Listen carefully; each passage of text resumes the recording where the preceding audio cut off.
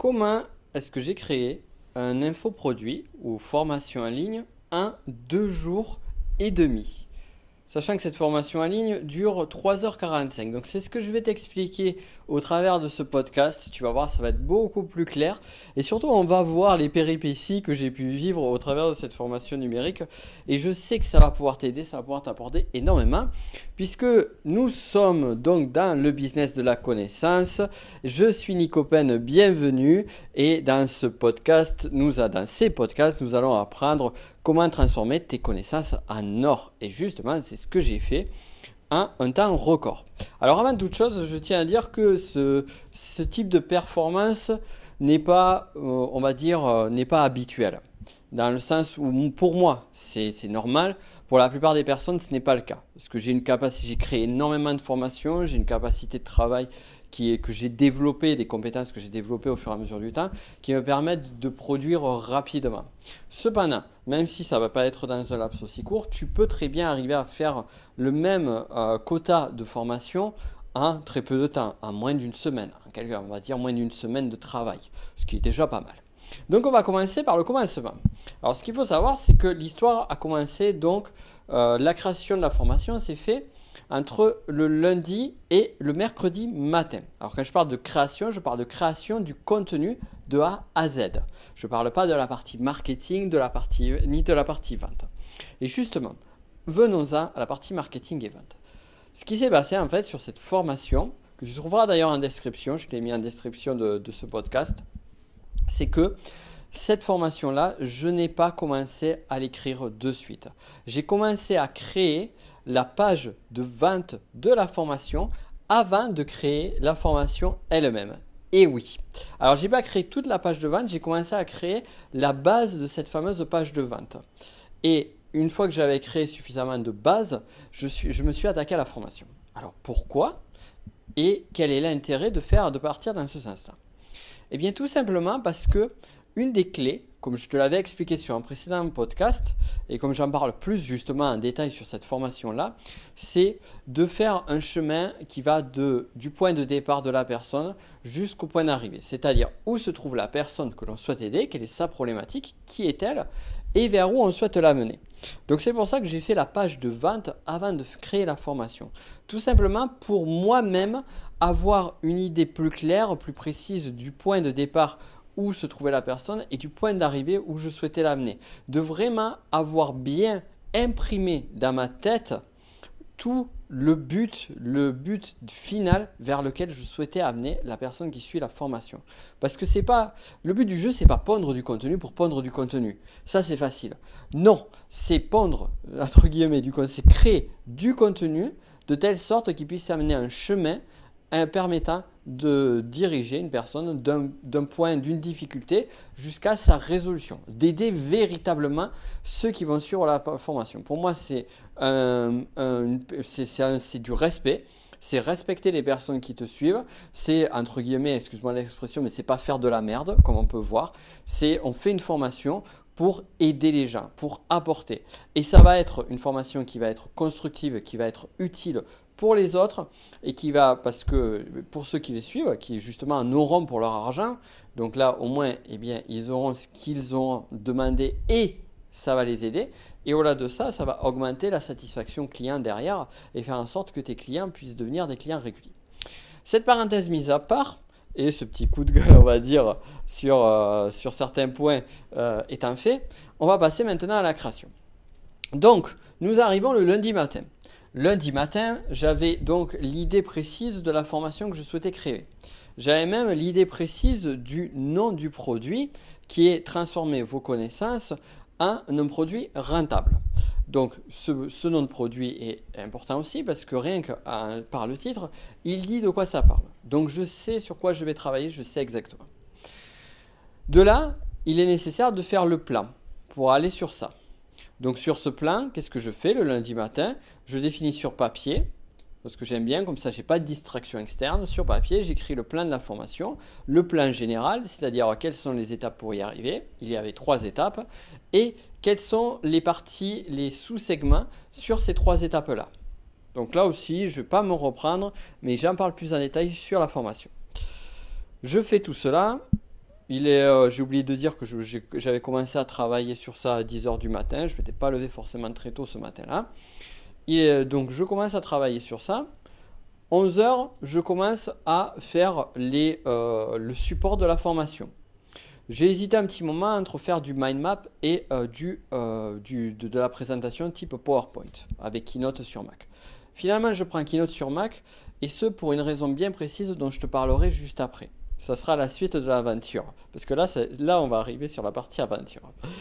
Donc, je fais le format sur PowerPoint et je commence à créer les slides d'une certaine manière. De façon très rapide, très succincte, à savoir, petite parenthèse, lorsque tu fais des slides, il ne faut pas écrire des tonnes de texte.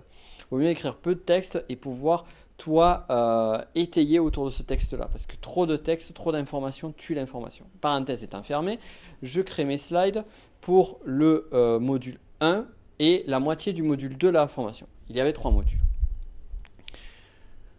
Je mange assez tard, en ce moment je mange à l'heure chilienne, en d'autres termes je mange à 2 heures de l'après-midi et vers 3h30 j'arrive, donc je prends ma voiture, j'arrive sur nos bureaux, sur la salle de formation. Alors, point essentiel là-dessus, comme tu le sais peut-être, comme je t'en avais déjà parlé, donc nous avons avec des associés, nous avons acheté des bureaux il y a quelque temps avec une salle de formation. Cette salle de formation a un écran tactile. Et donc le but de cette salle de formation, c'est pouvoir nous-mêmes faire des formations, c'est pouvoir la louer à d'autres personnes. Et au-delà de ça, c'est pouvoir nous-mêmes enregistrer aussi des formations numériques. Donc c'était la toute première fois que quelqu'un allait enregistrer une formation numérique dans cette salle et c'était moi. Avec cet écran tactile, j'avais décidé de faire un PowerPoint dessus. Et sur le PowerPoint, j'avais donc mis les slides de telle sorte qu'ils puissent être gérés sur l'écran tactile, que je ne maîtrisais pas forcément bien. De là, il a fallu que j'attaque un premier point, c'est la qualité. La qualité de l'image. La qualité du son, c'est bon, j'ai l'habitude, j'ai fait plein de vidéos, j'ai mon micro-cravate, j'ai mon pied de caméra impeccable. J'ai mes lumières, j'ai tout ce qu'il faut pour avoir une bonne luminosité. Sauf que je n'avais pas pris en compte la luminosité de la salle et surtout la contrainte, on va dire, le point de focus essentiel, c'est ce fameux écran tactile sur lequel j'allais mettre les slides. Manque de bol, la lumière de la salle reflétait sur l'écran tactile. De même, les lumières des spots, si je les mettais en face, reflétaient également sur l'écran tactile. Donc, sachant que je ne pouvais pas filmer sans lumière, il fallait que je trouve une solution. Donc, ce qui s'est passé, c'est que entre 15 heures passées et 16 heures, j'ai fait que des réglages. Que des réglages. Les réglages du pied, les réglages d'orientation de lumière et ainsi de suite. J'avais un spot ici dans les bureaux. Manque de bol, le spot s'est mis à déconner. À force de transporter de ça et là, il avait du mal à s'allumer. Il faisait une espèce de cri-cri. Et donc le cri-cri, ça marchait pas trop. Donc je me suis dit, qu'est-ce que je fais? La lumière naturelle de la salle, ça passe pas. Le spot, ça passe pas. Quoi faire? Et sachant, petite parenthèse, c'est que voilà, c'est que justement, comme j'étais le premier, on n'a pas encore mis en place l'équipement en termes de luminosité et j'avais pas les spots aussi de mes associés qui auraient pu justement permettre, avec différents jeux de lumière, de créer la luminosité idéale. Non, là j'étais limité avec un seul spot et ce spot-là ne marchait plus. J'avais un spot chez moi, 16 heures. J'étais vraiment très énervé parce que j'étais très impatient de faire cette formation. J'avais mon timing qui était fait. Je ne cherchais pas forcément à jouer sur la performance, mais je voulais vraiment sortir cette formation-là le plus tôt possible. J'étais agacé, j'étais énervé. Je me suis dit, il n'y a pas d'autre solution. Il faut que je revienne chez moi. Il faut que je reprenne un spot que j'ai chez moi, pour pouvoir l'amener dans la salle de formation et pour pouvoir le faire fonctionner et retester. Et peut-être qu'avec un peu de miracle, ça a marché. Si ça ne marche pas, eh bien, il faudra malheureusement que je fasse un enregistrement sans l'écran tactile, sans mon image, avec juste un PowerPoint qui défile et ma voix derrière. Mais je trouvais ça vraiment, vraiment, vraiment dommage. Donc, ce qui est intéressant, c'est que déjà, premier point ici, lorsqu'on est entrepreneur, mais qu'on est entrepreneur ou pas de toute façon, il y a toujours des aléas. Il y a toujours un moment où ce que l'on a décidé de faire ne va pas marcher comme on le souhaite. Donc la qualité principale pour moi en tant qu'entrepreneur, c'est l'adaptation. Savoir s'adapter au contexte. Donc là, j'ai perdu 1 heure de temps, j'ai perdu un peu plus, 1 heure et demie de temps.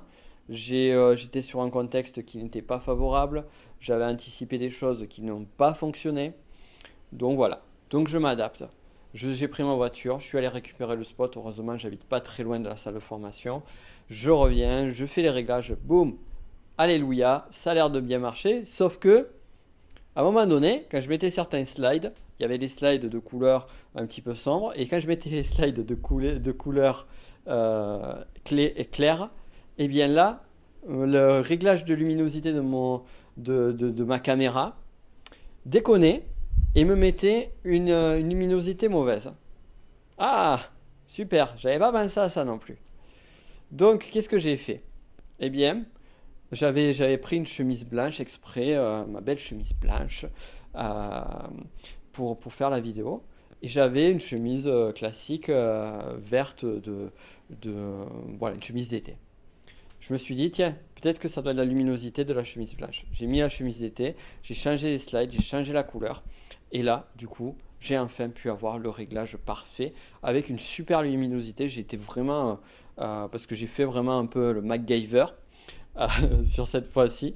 Et j'ai été vraiment agréablement surpris de la qualité de la lumière au regard de toutes les astuces de MacGyver que j'avais mis en place. Autre point, donc second point en tant qu'entrepreneur à prendre en considération, c'est que tu dois à un moment donné, 1, tu dois arriver à t'adapter, 2, tu dois savoir être un MacGyver. Donc voilà, ça c'est bon à savoir, être un MacGyver. Pouvoir faire moi j'aime bien ça, comme l'univers de la magie, faire de la magie avec des bouts de ficelle, ça me plaît, faire de la magie avec des bouts de ficelle. Ben là c'est ce que j'ai fait. Du coup, il est 17h30 à peu près, et ben voilà, on a bien galéré. On va enregistrer la formation. Et alors là, en fait, du coup, j'étais tellement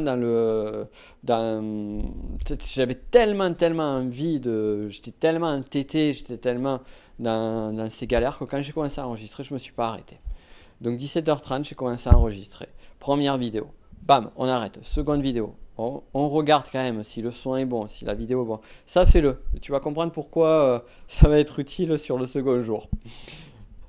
Donc, ensuite, troisième, quatrième, cinquième, finis de tourner le module 1. Pour être un petit peu plus cool, parce que je savais que le lendemain, voilà, j'avais d'autres choses à enregistrer, je commence à tourner le module 2. Je finis à 20h du soir. Voilà, on a mis en boîte le module 1 et la première partie du module 2. Je rentre chez moi, le lendemain est un autre jour.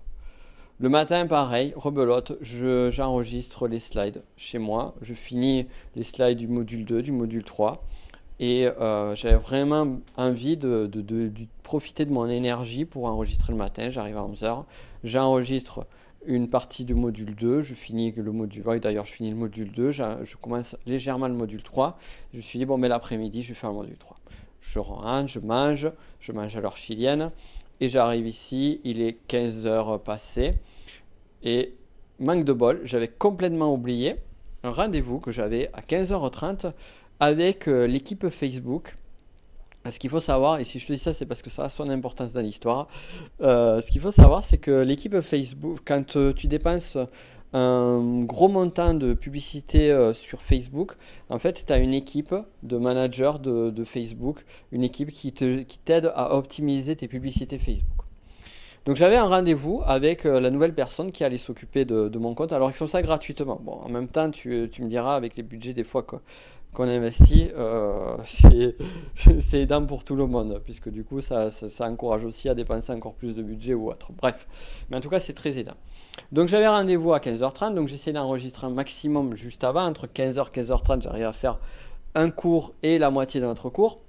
Et je commence à mon rendez-vous, à savoir que moi j'enregistre sur iPhone. J'ai toujours, depuis le début de mon activité d'infoprenariat, toujours dans la philosophie MacGyver, faire de la magie avec des bouts de ficelle, je me suis toujours dit, les iPhones ont les téléphones, les smartphones, les nouveaux smartphones ont une qualité d'image exceptionnelle, et au fur et à mesure du temps.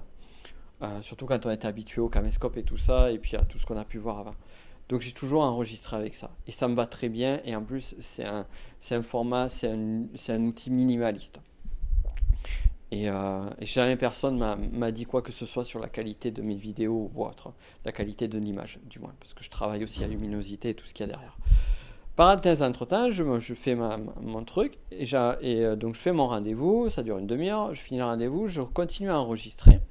Et donc là, il me restait 4 épisodes sur le dernier module de la formation, 4 vidéos. J'enregistre les 4 vidéos. Je finis ma soirée. Génial. 2 jours de travail. La formation qui est complètement faite de A à Z. Manque de bol. Je vais sur mon ordinateur. Je regarde les vidéos. Je commence à les modifier pour les uploader. Première vidéo, les vidéos du matin, impeccable. Vidéo début d'après-midi, impeccable. Vidéo après le coup de fil avec Facebook, catastrophe. En fait, il y avait une espèce en prenant le téléphone, sans faire exprès, j'ai dû appuyer un peu sur la caméra. Et il y avait une espèce de buée, tu sais, l'espèce de buée à la con là. Il n'y a pas d'autre mot, qui font que tes photos elles sont toutes gâchées parce que tu n'as pas essuyé la buée qui est juste sur ton objectif.